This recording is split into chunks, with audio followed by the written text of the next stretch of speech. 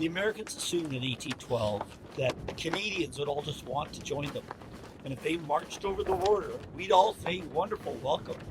And in fact, they were terribly wrong. Canadians rallied to the cause, even though the Americans outnumbered us massively in numbers and economically as well. Everyone thought the war would be a walkover, but under the leadership of key leaders like Isaac Brock, we managed to fight them off.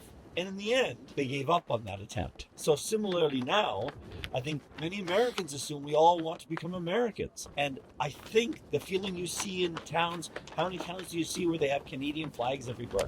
People wanting to buy with Canadian business. People wanting to stand up and remain independent. I think it's a reflection of that same spirit that animated us in 1812 is true today as well. With this political backdrop, does it feel different putting this uniform on now and being out here with the crew? I think it's more important than ever to keep our heritage, our history alive, and educate the public about what it means to be a Canadian.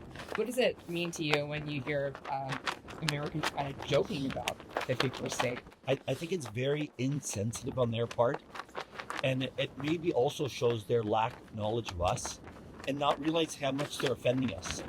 Because unfortunately, not a lot of Americans have actually visited Canada. Most, I think all of our members pretty well are Canadians.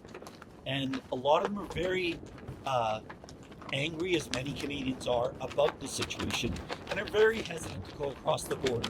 There have been events down in the States, in New York and Michigan and so on, and everyone has said, no, I think we're going to pass and wait and see if the rhetoric fades away. We all sit around the campfire after the reenactment's over and share a beer and tell stories and brag about how many times I shot you last night. We miss out on all that. So hopefully this all calms down and the trade war ends and everyone keeps their job and it all goes back to being good friends, all celebrating our combined history.